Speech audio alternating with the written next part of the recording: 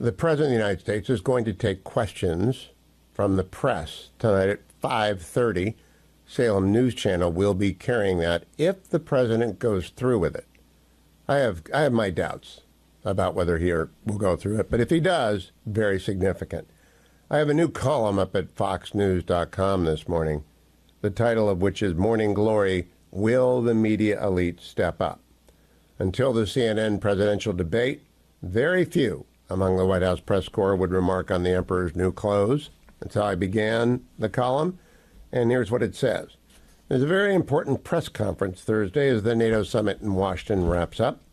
It's an important moment for President Joe Biden, but will he be graded on a pass-fail basis?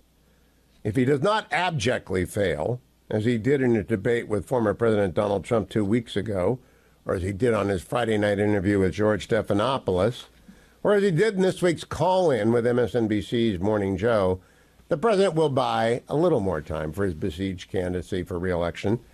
Biden is on a pass-fail basis for every appearance going forward. If he does elicit more derision, as the 3 observed appearances generated, he will face more and explicit calls for his stepping aside in favor of Vice President Kamala Harris. But if Joe barely passes what has been absurdly called his big boy pants presser this afternoon, his campaign will shuffle forward, at least until the next faceplant encountered with the media. The humiliation of the term big boy press conference, used by White House Press Secretary Karine Jean-Pierre, echoed by Deputy Press Secretary Admiral John Kirby, who is always tasked with handling subjects with sharp edges as opposed to Karine.